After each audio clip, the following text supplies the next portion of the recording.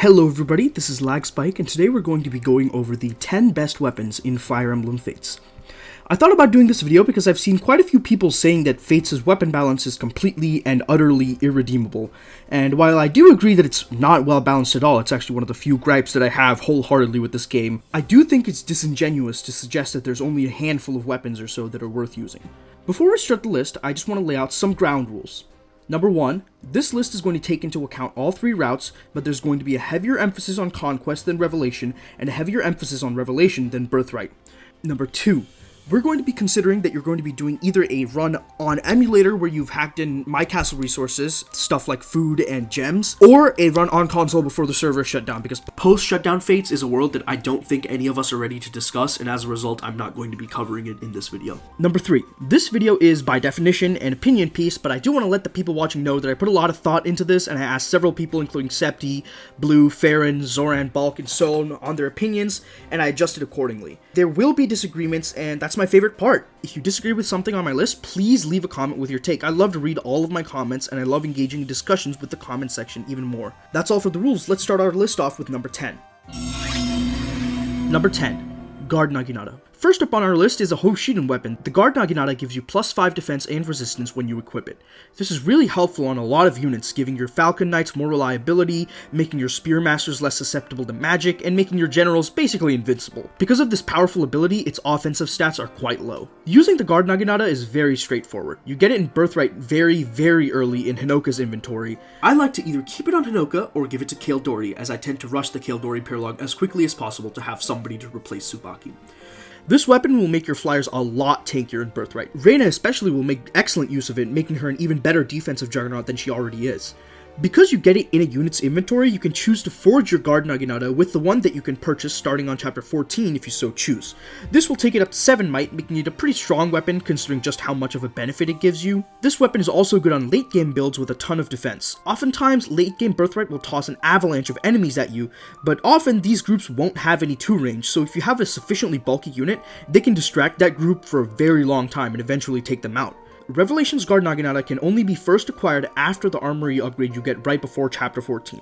Hinoka still has one in her inventory, but you recruit her a lot later in this game, so you won't be able to forge it if you want until chapter 16 when she joins you at the start of the map. The Guard Naginata is a lot more relevant in Revelation because of just how strong the enemies are. It can help you survive multiple rounds of combat where otherwise you would have no chance of doing that or a significant chance of death if you tried it. First of all, the Guard Naginata requires C rank lances. This isn't impossible to do, and there are quite a few units who do reach C rank at base, but it is still something you have to consider and work towards if you're reclassing into a class to take advantage of it. On top of that, its low might makes it not really great at dealing damage to enemies. Obviously, going fast in a chapter doesn't always do anything for you, but it's usually going to take inherently longer for a unit with a Guard Naginata to take out enemies. This weapon is also not available in Conquest, so it misses out on an entire route's worth of availability.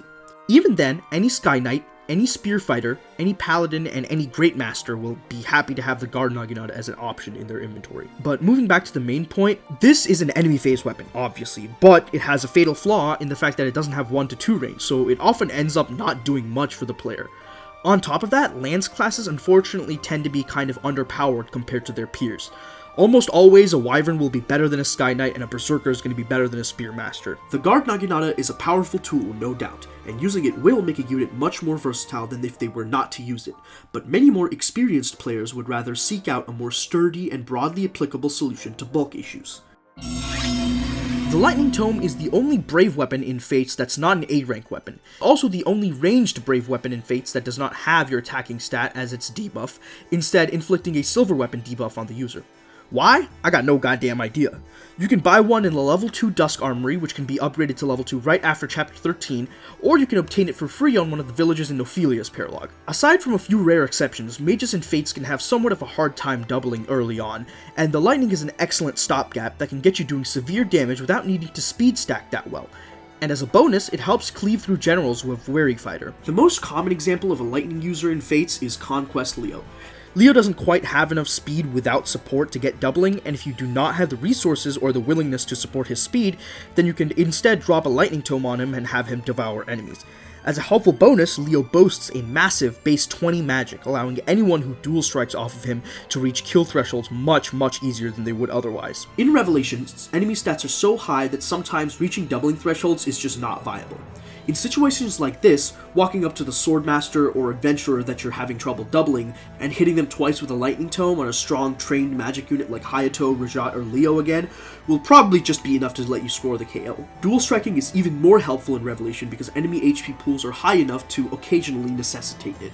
C rank might seem like a problem for Lightning, but most magic users actually join at C rank or so close to it that it shouldn't be too big of a deal. Non-magical units won't be using the Lightning to begin with because of its low might, so that's not too big of a deal either. No, the main problems are route availability and class reliability. First of all, the Lightning Tome is not available in Birthright, and even if it was, it wouldn't be that good. Second of all, those same fast enemies I mentioned earlier, unless you're in the Dark Mage class line and benefiting off of Heartseeker, you will find your hit rates with Lightning to be very shaky. Even Hayato, an excellent unit in his own right in Revelation, will have to nickel and dime his way into having decent hit rates against the targets that are too fast for him to double. Finally, enemy res is quite decent in Revelation, and while you can get away with using the Lightning Tome against an Adventurer because of the weapon triangle advantage, you won't be able to get away with using it against a Dark Knight or a Sky Knight or a Paladin effectively at all. The Lightning Tome in the right matchup is game-changing, but in the wrong matchup can feel worse than useless. Number 8. Bolt Axe. The Bolt Axe might just be the single most surface level weapon in all of Fates. It just shows up with massive might and 1-2 range. It's basically up to the player to figure out how to use it. It can be a bit frustrating to use the Bolt Axe considering just how low its hit is, but if you can figure out a reliable method, let me tell you, this thing goes crazy. The Bolt Axe is also one of the few weapons in Fates that are available in all 3 routes. Conquest and Revelation allow you to buy it in the Dusk Armory after upgrading it to level 2, but you also get a Bolt Axe in Birthright on Chapter 14 on an enemy Berserker. There's also an extra Bolt Axe drop on Chapter 19 of Revelation. To make use of the Bolt Axe, you need to figure out 2 things. The first is obviously having a non-shit magic stat, as even though 14 might is quite a lot, if you have like 3 magic, it's still not going to do any damage. The second thing is having a way to fix your hit rates. In Conquest in particular, this can be remedied very easily and effectively for Corrin specifically by grabbing a Gunter pair-up. Gunter's Personal allows you to get basically a free plus 15 hit when he's in the back of Corrin's pair-up, and this gives any Malignite Corrin, or I guess Oni Chieftain Corrin if you're like that, the tools necessary to take the Bolt Axe to absurd degrees. Another method you can use is the classic just have stupid stats lol strategy, which is exemplified by Camilla. Camilla, being a pre-promote, just has insane stats, and as a result, even though the Bolt Axe's hit is decidedly dogshit, she'll still get at least 70% hit on enemies for a long time in one round very easily. Along with these character-specific strategies, there's also some universal strategies that can help any unit utilize the Bolt Axe better. Hit-increasing skills are a godsend for Bolt Axe users, so Malefic Aura, Certain Blow, and Quixotic are definitely skills to look out for if possible. Along with these, access to tools such as Rally Skill, Rally Luck, and Azura's Dance, the Inspiring Song, will increase your reliability. Rally Skill gives you plus 6 hit, and Rally Luck gives you plus 4 hit, so even if you just have a random Bow Knight that has Rally Skill, stacking that on top of a Skill and Luck Tonic and some other supplementary boosts will get you there. The Bolt Axe obviously does best in magic using classes like Oni Chieftain and Malignite, but if you have a unit that just has enough magic to make it work, going into a class with a better skill base and or growth such as Blacksmith, Hero, or General might be worth considering. The Bolt Axe is probably the single most inherently flawed weapon on this list. 65 hit is pitiful, and it's a C rank weapon, which does not help its use case. Minus 20 avoid isn't always that important, but it does mean that the Bolt Axe user is going to need enough bulk to survive several hits in a row. After hearing all these hoops that you have to jump through and all of these issues that the Bolt Axe has, you might think that it's not good enough to be on this list. However, the thing is that it just cannot be overstated just how stupid its offensive capabilities are. A good Bolt Axe user that has jumped through enough of these hoops required to use it will never want for a different weapon. A lot of weapons fall off as you reach later in the game, but the Bolt Axe is a rare weapon that just gets better and better the more time you have to work on your units to make them better at using it. Number 7. Yato. What can I say about the Yatos that hasn't already been said? The Yatos are, at the worst case scenario, free stats for just having something in your Corrin's inventory. And it's not like you're getting useless stats either. You get bulk from the Conquest Yatos and strength and speed from the Birthright ones, with the Revelation ones giving you all of the above.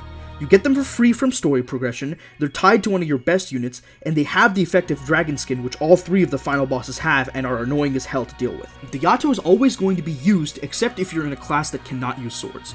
When using the Yato, it's important to keep in mind that it's a katana at the end of the day, so it does give you that -1 defense and resistance and +1 speed while equipping it. It's kind of weird that the Birthright Yatos give offense and the Conquest Yatos give defense, because to be honest, it's Conquest that the offense would be more useful for and Birthright where the defense would be more valuable. I mean, I can't imagine just how much more lenient Takumi 1-round thresholds would be if I could get an extra +4 strength from the Yato, but that's beside the point. At the end of the day, Corrin's going to be using the Yato in combat for the entire game if they're in a sword class, and they're going to be using the Yato in combat at the start of the game if you pick something else as your talent. And regardless of what you do, it's going to be in their inventory for the rest of the game. In Conquest, you upgrade to the Grid Yato at the end of Chapter 14, and upgrade to the Shadow Yato after you see Goop Garen for the first time, which actually means that you can use it in pair logs right before you beat the game, though I'd never recommend leaving any pair logs for that late. In Birthright, you upgrade to the Noble Yato at the end of Chapter 19, and the Blazing Yato at the start of Chapter 27. In Revelation, you upgrade to the Alpha Yato at the end of Chapter 15, and the Omega Yato at the start of Chapter 27. Which means that you get the +2 strength, speed, defense, and resistance for pretty much all of Vala, which is really helpful. The only issues that the Yato has are the fact that it's a sword, it doesn't have 1 to 2 range, and that for some reason it never gets more hit. 85 hit is frankly ass, and the fact that the Yatos can't even give you skill or luck does not help the situation. I've seen 87 hit on Anankos in Revelation because of the weirdly low hit of the late Yatos. Sword classes are also a bit of a mixed bag depending on the game, and there are often times where you'll not want to be in a sword class, such as when you want your Corrin to be flying. Even then, none of this changes the fact that free stats in one of your best units at worst and an excellent weapon in the best case scenario is just absurdly good and applicable in any situation. Number 6, Nosferatu. Spoiler alert, Nosferatu is the last entry on this list that isn't available in all 3 routes. I think the most fascinating thing about the Nosferatu tome is the community stance on it. On release, people were simping for Odin left and right and made him work at any cost possible because they just loved his character. After we had a defined meta, we thought Odin was trash for the longest time, and we all know nowadays that the Nosferatu is an excellent tool. Though the Nosferatu got seriously nerfed since its last outing in Awakening, it's still an extremely excellent weapon to use, though you do need to know when it's a good idea to use it and when it's not. Nosferatu is almost exclusively used in Conquest. In the early game, Nosferatu basically single-handedly turns Odin from a very middling to downright bad unit into a god-slaying tank that could walk out of a 50-man free-for-all as the last one standing. After Odin catches up to the levels of the other unit in your party, give him an HP magic and a defense tonic and a magical backpack, usually Elise, Nyx, or Felicia, and you've basically got a unit that can go toe-to-toe to the entirety of Conquest until up around Chapter 17, with the exception of any enemies that use debuffs, such as ninjas and Seal Defense Spearmasters. From Chapter 19 or so until the entrance into Hoshido, Odin basically doesn't have the ability to keep up with the amount of damage that the enemies dish out unless you get him a lot of tools, such as stat boosters and skills like Vantage. However, the funny thing about Nosferatu is that it becomes more useful again once you hit Hoshido. Around Chapter 22, Leo becomes basically ambivalent when it comes to which class he's in. Dark Knight is great for movement, but if you reclass Leo to Sorcerer for the late game, he can use a group of tomes involving Nosferatu and the Life Taker skill that the Dark Knight class has given him to be a sustainable killing machine on the battlefield. On Chapter 22, 23, 24, and parts of 26. This same kind of late game tanking can be achieved, albeit with much more difficulty, in Revelation after Leo joins. The issue in Revelation is that enemies just have higher stats and Leo joins a lot later than he normally does. Often it's probably better to put Leo in Sorcerer for the better offenses but not necessarily use Nosferatu, but you will find points in time where you'll be happy to have a Nosferatu tome on hand. And Nosferatu has a lot of great matchups on the Conquest paralogs, even in Revelation. The Nosferatu tome has a few weaknesses. First, it costs 4,000 gold. If you want to buy it as soon as possible, that's 40% of the money you'll have obtained from Chapter 8 if you got the maximum reward for visiting 3 villages. Second, it's limited in what units can use it. It's basically only useful on Odin, Leo, and if you really want to try to make it work, Ophelia. Its hit rate might seem like an issue, but it's actually quite easily remedied by the fact that Dark Mage has Heartseeker to make one-range combat basically guaranteed, and Odin has really solid skill and luck stats. Once you go into Sorcerer, Sorcerer has an innate 5-hit bonus which also helps out with this. The way that Leo uses Sorcerer in the late game is a lot more based around switching tomes depending on the situation to make combat against specific groups of enemies better, so he doesn't really have to worry about his hit rates as he'll only ever use Nosferatu against enemies that he has good hit rates against to begin with. Honestly, Nosferatu is a lot more versatile than I'm giving it credit for here, Any unit with either massive magic or massive bulk can use it, and yes, that includes Xander. Ask L-Trank about Nosferatu Xander, that dude will talk your ear off. However, practically speaking, it's quite limited in its scope, and as a result, it is not making the top half of this list. Number 5. The good effective weapons. If you've ever played Conquest before, you know how clutch the hammer is. The hammer is basically one of the only reliable ways to deal with wary fighter generals, and dual striking off of a strong unit holding a hammer can turn several clogged hallways into fodder. You might be surprised to see the Armor Slayer on here along with the hammer, but in my eyes, Conquest Chapter 12 Armor Slayer is useful enough to justify itself a side mention in this entry. Adding on to those in Birthright and Revelation is the Sting Shuriken, a much needed way for magically ungifted shuriken users like Kaze and Kagero to still put the pain on enemy armors. This thing packs a punch. And then last, but definitely not least, are the beast effective weapons, the Beast Killer and the Hunter's Knife. These things are so widely applicable in all of the routes they're available in that it's borderline disgusting. Use them against Falcon Knights, Kinshis, Bow Knights, Great Knights, Paladins, really pretty much any beast enemy, and they're probably dead to rights. Keep in mind that effective weaponry in Fates is extremely strong. If you compare the Armor Slayer's 9 might and 95 hit to its D-rank Iron Sword counterpart's 6 might and 90 hit, you're going to find yourself a bit confused, so let me explain. In Fates, effective weapons have extremely high might and hit rates, but if you use them against an enemy type that they're not effective against, they will function as though they have 4 less might and 10 less hit. This allows for effective weapons to absolutely shit on the enemies that they're supposed to be good against, but not end up just being better than normal weaponry. This, combined with the insanely low weapon rank requirement of D, really results in these effective weapons being extremely powerful tools to feed weak units.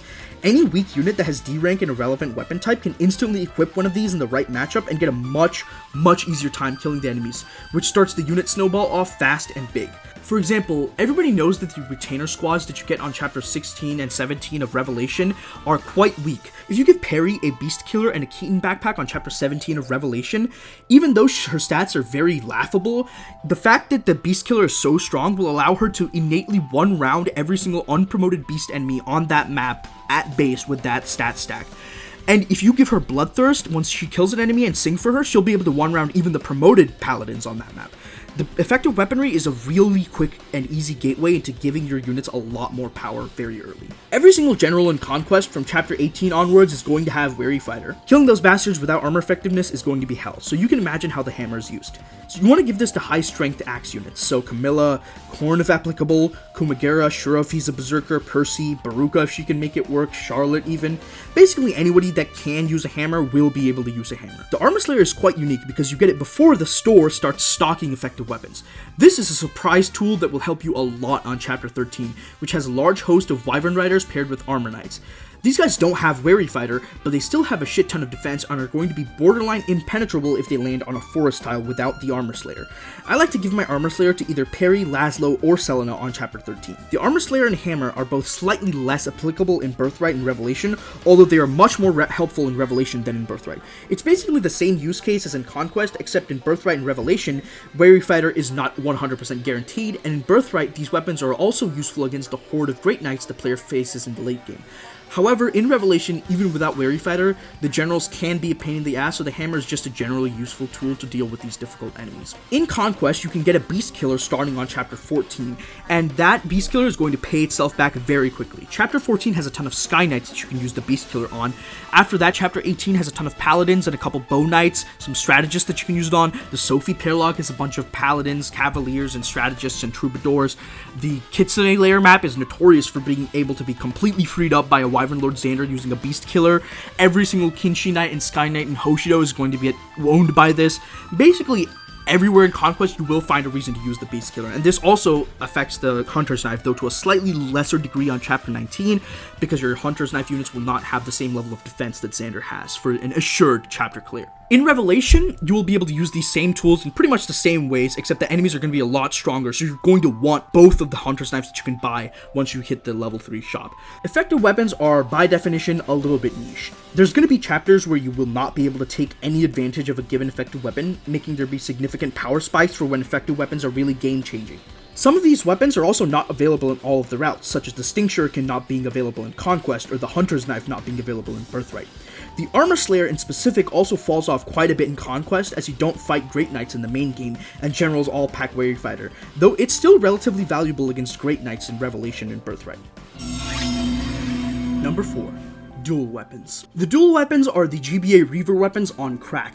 There are 6 of these dual weapons, 1 for each weapon type, but I'm only going to go over what I think are the most commonly used ones. But every single one of these will be worth buying. These weapons are all C rank and invert the weapon triangle and double its bonuses. This might not seem like that big of a deal, but you need to realize that at B rank, for example, you're getting plus 2 damage and plus 20 hit from these. Not only that, but normally when at weapon triangle disadvantage, you lose your weapon rank bonuses. So let's say you're a berserker with B rank axes using a normal axe against an enemy swordmaster on Lunatic. The swordmaster has S rank swords, so he gets plus 4 attack and plus 5 hit from his weapon rank bonuses, and plus 2 attack and plus 20 hit from his weapon triangle bonuses. Now, if you use a dual club, he now gets nothing from his weapon rank, and now you get a plus 2 attack and plus 20 hit from your B rank weapon triangle advantage being doubled, and a plus 10 extra hit from your weapon rank bonuses. These swings are massive. Let's go over Conquest first. Because these are Hoshiden weapons, you can only get 2 of the dual weapons in Conquest. You can only get the Calamity Gate from Ophelia's Paralog and the dual club from Chapter 10's bottom left village. The dual club at its worst gives basically any axe-using Corrin a free Ryoma kill on Chapter 25, and Camilla a solid chance to 1-round Ryoma on Chapter 12. Not only is that valuable, but the dual club is helpful at obtaining good hit rates against every swordmaster in Conquest, and makes it so that a Wyvern Lord Corrin can actually take on the Chapter 26 Wormslayer room on his own because of the combination of Swordbreaker and the dual club making it basically impossible for any of the heroes to hit you with a Wormslayer. The dual club also has a little bit of crit on it, so I guess you could use it on a berserker to get good crit and hit against sword users if you wanted to. Next up is the Calamity Gate. At the low cost of having C-rank tomes, a requirement that's only something you have to work on with Camilla, as Odin is likely to have close to B rank from using Nosferatu to tank. You get good combat against so many enemies in Conquest that it's absurd. You can use the Calamity Gate to get good combat against paladins, generals, falcon knights, spearmasters, Basaras, and even ninjas at times. The Calamity Gate's ability to make a good magic user into an absurd magic user is incredible, and basically every single good magic user in Conquest is going to be using the Calamity Gate. In fact, because you get Bowbreaker and Sorcerer, you can use the Calamity Gate on Chapter 24 to maintain surprisingly good combat against both the Kinshi Knights and the Falcon Knights at the same time. The last dual weapon I'm going to talk about here is the Dual Katana. In Birthright and Revelation, the only enemy types Ryoma can be said to struggle against are the ones that he has weapon triangle disadvantage against, and as a result, the ones that he doesn't get his weapon rank bonuses from, depriving him from plus 2 attack at his base weapon rank of B. The Dual Katana turns these enemies into confetti. As an example, Ryoma is basically always going to die if you try to send him mindlessly against the hordes of cavaliers you face in Birthright the map right after his join. However, if you send him into the fray with the dual katana equipped and then press start to skip the enemy phase, you're going to start the next player phase with a Ryoma that's got more than half his HP left and more than half the enemies on the map already dead. Another thing that the dual katana is surprisingly good for is letting you dodge. I know we don't really like to use dodge tanking as a real argument, but if a swordmaster uses a dual katana on player phase against a general, for example, even just at C-rank swords, they'll have 20 less hit from the doubled weapon triangle disadvantage, and 5 less hit from their lack of A-rank weapon rank bonus. This adds on to Duelist's Blow and the innate Swordmaster Avoid bonus to give you 65 less hit than the general would have, and this is just at C-rank. At A-rank swords, this turns into 75 less hit, and at S-rank, this turns into 85 less hit. At S-rank, even on enemy phase, this enemy is running 55 less hit on you than usual. If you add Astra onto this, you can see just how quickly you can turn a group of enemies you can't touch into a group of enemies that can't touch you. Dual weapons have 2 issues. They're C-rank weapons, and they cost 4,000 gold to buy if you don't get them from enemy drops. That's it. If you have a dual weapon, there always will be a way you can use it. I've literally never seen a dual weapon and gone, man, this shit is useless. Even in the worst case scenario, there's at least one class that can use dual weapons of one type. Swordmasters get great value out of dual katanas, Falcon Knights love dual naginatas, Berserkers and Wyverns love dual clubs, Snipers can hit for even more ludicrous numbers with a dual Yumi, every single magic user on the planet will appreciate having a Calamity Gate, and ninjas get good value out of having the ability to deal more damage while also debuffing by using their dual shurikens. I think it just speaks to how fucking broken the rest of the weapons on this list are that dual weapons are this low. Number 3. The Siegfried and the Raijinto. Siegfried and Raijinto are the personal weapons of Xander and Ryoma, and they really take them to the next level. Not only are they just really good weapons, but they also, just like the Yato, give Xander and Ryoma extra stats when they're in their inventories. Xander's plus 4 defense makes it so that he can go into Wyvern Lord for the flyer skip maps in Conquest 19, 20, and 21, and solo at least 2 of them, and Ryoma's plus 4 strength makes it so that he can compensate for the sometimes low might of Katana, even when he's not using the right Jinto. Using these weapons is super easy. You just give Xander speed and Ryoma some bulk and send them into the fray. These weapons are built for juggernauting, being the only 1-2 range swords that don't have massive penalties for using them, and they synergize really well with their user's skills. Xander's personal and his access to elbow room and defender make it so that he's basically impenetrable and hits extremely hard. Ryoma's personal and his access to Astra and Swordfare make him hit like a truck, consistently double, and get massive value off of having a backpack attached to him. My personal recommendation is Rinka to just crank up that DPS even higher while giving him a lot of bulk. These weapons are perfect on their units. The only thing I could even consider knocking them for are the fact that they're personal weapons, and as a result, only their units can use them, but it feels like such a nitpick. They're also not able to be used when you're flying, but this game has pair-ups, so if you have a problem with that, then just pair them onto a flying unit and, ferry them wherever you need to go. Then again, this restricted usage is what makes them not the number 1 entry on this list, the fact that they aren't as widely applicable as the last 2 members of our list. Number 2, Horse Spirit. Coming in at number 2, we have one of the most powerful tomes to ever be conceived of. The Horse Spirit is a magical weapon that gives you a discount Omega Yato effect, and it's D rank, people. I cannot overstate this enough. The Horse Spirit is the go-to tome, and the fact that you can get it in Conquest and relatively early at that only makes it better. Its speed boost makes it valuable offensively, and its def res boosts makes it invaluable defensively. The fact is, there are quite a few mages and fates, but many of them do not have good speed. Leo, Odin, Orochi, Hayato's base speed and birthright, Izana, Ophelia, and the list just goes on and on and on. The Horse Spirit can take every single one of these units from not really doubling easily early on to doubling consistently instantly. The Horse Spirit in Conquest is basically mission critical for the mid game, so I recommend going to Ophelia's pair log as soon as possible. After that, I usually give it to Leo once he joins. This tome can help him tank Chapter 14 even easier than normal, basically solo the left side or the right side of Chapter 16 depending on what you want, which is something very few other units can do, handle all the dangerous mages in the top half of Chapter 18, and the use cases just keep going on and on. If you include the pair logs, the Horse Spirit gets catapulted into even more of a must-have weapon. The Horse Spirit is still an excellent weapon, but Birthright doesn't give you too many units that can use it well. Hayato is trash, Orochi's not that great, and Azama doesn't really have the kind of magic to justify going into Own Miyoji, and Sakura is super underleveled. Rinka is really the only really great Horse Spirit user in Birthright. The strategy with Rinka is that you equip a Horse Spirit on her, put her into Oni Chieftain, and enemies just don't deal damage to her. Because Birthright AI is not like Conquest AI and will still attack you if they deal 0 damage, Rinka's Seal Res will proc, and eventually she'll be able to handle the enemy groups. It might take a few turns, but it will be done with eventually. Revelation really shows off the sheer value that the stat boosting of the Horse Spirit has. Leo joins much later in Revelation, but even with his late join, a good pair up along with a Horse Spirit and a Calamity Gate can get him immediately into the running against any enemy type, despite Revelation's high enemy power level. The Horse Spirit has no flaws. Number 1, bronze and brass weapons. I'm sure several of you saw this coming a mile away, but yes, despite all that talk I gave at the start about there not being a lack of weapon diversity, the bronze weapons and the brass weapons are still the top dogs when it comes to weapons and fates. If you aren't that familiar with fates and are confused, then let me explain. Bronze weapons at their base stats are quite weak, though very accurate. However, if you get them 1 or 2 forges, you can instantly get a weapon that'll last you all the way through to endgame. A Bronze Lance +2 is all of the normal one-range weaponry a parry or an Effie or an Obro really needs when they're using lances. All other weapons are to help in specific matchups. For example, you might also have a bronze sword or a dual Naginata to help with green enemies, you might bring a javelin for more tactical flexibility, or you might bring a guard Naginata for more bulk. However, all of these are just side options to the main weapon that is the bronze lance in this case. Now, let's go over the forging numbers. Let's take an iron sword +1 and compare it to a bronze sword +2. The iron sword +1 costs 2,000 gold from buying 2 iron swords. The bronze sword +2 also costs 2,000 gold from buying 4 bronze swords. In exchange for the ability to crit and trigger skills, the bronze sword +2 has 12 more hit, 10 more crit avoid, and the same might as an iron sword +1. Extra hit on weapons that already seem to have enough hit might not seem like it's mission critical, but Fates is a game that seriously punishes a lack of reliability. If you miss in 2 combats in 1 turn, you might just end up losing a unit. Not being able to proc skills is only a problem if your unit isn't a build that wants to proc skills, in which case, you'd be forging an iron weapon to begin with.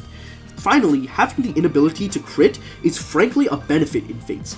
If a unit cannot crit, then you cannot suffer from success by killing too many enemies, and you can predict your guard gauge activation even more reliably. Bronze and brass weapons are the default weapons, and you might find yourself somewhat dissatisfied in niche cases. However, that's kind of the whole point, and there's dozens of other weapons, including many of the ones mentioned in this very list, that can be used to fill that niche. At the end of the day, the bronze weapon is the go-to weapon in Fates. Thank you guys for watching. I hope you guys enjoyed. Please leave a like if you did. Subscribe if you want to see more. Check out my editor Lunar Dave's channel if you want to see more cool Fates content. He made a video about the Korean version of Fire Emblem Fates, which is pretty cool. And I'll see you guys next time. Bye-bye.